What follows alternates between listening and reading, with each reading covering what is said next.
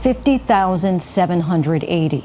At last check, that's how many lives have been lost in this country to COVID-19 in just over 1 month. Just to give that some perspective, the seating capacity at Yankee Stadium, just over 50,000. And think of it this way. It's also more people than the number of Americans killed during 9/11, the Afghanistan, Iraq, and Korean wars all combined. As that death toll continues to rise, several states are rolling the dice in a move to jumpstart their economies. It's a gamble that could pay off or one we may all regret. It's a critical moment for states like Georgia, home of the world's busiest airport, where the governor has issued guidelines to open up. Our Steve Osunsami leads us off from Atlanta with what's happening there and what it could mean for the rest of us. Let's get this started, right? This is reopening day in Atlanta. After weeks of trying to pay her bills with empty pockets and closed doors at her hair salon, small business owner Regina Herschel was excited and nervous today. When the governor announced it, what was your feeling when you heard that? Oh my goodness. I was excited because I felt like, oh my God, now I have a chance to at least try to work so that way I can provide for my family. So I was excited about it, even though I am still nervous. That's a natural feeling. I'm nervous when I go to the supermarket. So it's the same kind of nervousness, but I still have to work. Good morning. She still has to work with rubber gloves, a plastic shield, and a mask under that. And on this first day of a return to commerce, she was booked solid. This was her first customer in more than a month. I trust my stylist to take the necessary precautions to keep me safe, and that's what she does. And then just listening to, the news and the media that tell us what to do to stay safe. So I'm not nervous about the process at all. Okay. At some barbershops, people were standing in lines outside. They weren't allowed to stand in the shops. In the Atlanta suburbs, partners Mark Damaso and Brent Upton are reopening today, too. We're only allowing one client at a time per stylist. Our stations are already 6 feet apart, so we're covered there. No one will be allowed in the salon while they're waiting. No one allowed in the salon with the person who's getting a service. So if they have anybody with them, they'll have to stay in their car. We're going to text our clients to come in once we've sanitized and prepared for them per client. They spent 24 years building their business and nearly lost it after 5 weeks of empty chairs at their salon.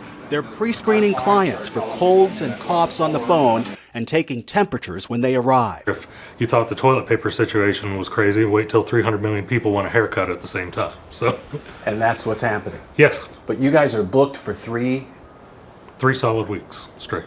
Wow. Since the salon is reopening, we want to go ahead and get all of those rebooked. So just give us a shout. When the governor was announcing, it was Monday, before he finished getting it out of his mouth, our phones were blowing up. Texts, calls, I want to be the first, I want to be in, because we had 5 weeks of clients that missed their appointments and they all went back in. This was the announcement Monday from Georgia's governor, saying that based on a flattening of coronavirus cases, declining ER visits, and enhanced testing, it's now safe to begin reopening certain businesses with specific restrictions. We will allow gyms, fitness centers, bowling alleys, body art studios, barbers, cosmetologists, hair designers, nail care artists, estheticians, their respective schools, and massage therapists to reopen their doors this Friday. And the governor has plenty of supporters, and some who didn't even vote for him, who point out that grocery stores, post offices, and home improvement stores are already open and crowded. So I don't think it's too soon, no. I think it's about right on time. I tell you, what's worse, going to a grocery store and walking down aisles with people, or whether it's being on your own bowling alley lane. I mean, we're not saying these businesses can, start having large gatherings at the bowling alley. But at least one of the models health officials used to track the virus says that Georgia won't reach its greatest number of hospitalizations from the coronavirus until next week. I worry less about models. I worry more about the reality. And right now, the reality is that we still have cases in the state. We still have a virus that is transmissible. And my recommendation to people is continue practicing social distancing, continue being vigilant, continue doing as little as possible, stay at home as much as you can. And the reality is you can prevent this from infecting you and infecting your family. President Trump, a friend of the governor's, has even said that the state is opening too soon. And I want the state to open But I wasn't happy with Brian Kemp. I will tell you that right now. The mayor of Atlanta wasn't happy either. She closed the city before the governor closed the state, and his new order overrules hers. Her city is home to the busiest airport on the planet that is now a ghost town. She says preventing an outbreak here is especially important. There is nothing essential about going to a bowling alley or getting a manicure in the middle of a pandemic. What many are now learning is that the governor of Georgia and so many other states are under immense economic pressure. On the day he announced the reopening, Governor Kemp was seeing the numbers in this new report. It shows that if the stay-home orders continued, the state government itself would wind up nearly $3 billion in the hole on top of $1 billion that the state is already behind. George Cheedy, a public policy analyst, says that the state unemployment fund could have run out. And I don't think Georgia's alone. I think every governor in the country is about to have the same calculation. And the only question is, how much money can they borrow and how much money did they already have in their unemployment fund? Okay, now give me your personal opinion on whether you still think this is wise. No, I think it's terrible because it undermines the rationale for public health decisions driving the question that we've got to face. Like either we are doing what the epidemiologists and the scientists say we should be doing, or we are not. Either we're putting public health first, or we are not. If we're worrying about this before we're worrying about the health of a nail salon technician or an esthetician or somebody who works at a bowling alley, then we are saying that those lives matter less than whether or not our coffers are full. A new ABC News Ipsos poll shows that 72% of Americans believe that moving too quickly to loosen stay-at-home orders is a greater threat to the country than moving too slowly. And 80% say they're unlikely to head out to public spaces that draw crowds. This is why Federico Castellucci says he's not opening his 7 restaurants for dine-in service come Monday, even though he can. If we wanted to open tomorrow, we could open tomorrow. But the fact of the matter is it's got to be driven by the safety and the concerns of our team and our guests and the community, and just doing the right thing. Even though you could make a lot more money opening. Yeah, I mean, as it stands right now, I mean, we're not making money every day we're in business. We're literally just here to try to survive another day and pay our staff. But Ford Frye also runs some of the largest and most popular restaurants in town. He says his staff is thanking him for keeping his dining rooms closed. We got the news that we're allowed to open. Our gut and my gut, I'd say, and my whole team was like, we are excited that we want to open. We want to jumpstart the economy. We want to get things going, and we want to do our part and get our staff back working. But it was just the vibe in the city or the climate was that no one's ready to go out yet. Mary Moore runs the Cook's Warehouse stores. She's had to lay off more than 40 people, and she too says it's not yet time to open her cooking schools. She's trying her hardest to sell online and limit the number of customers in her 2 stores.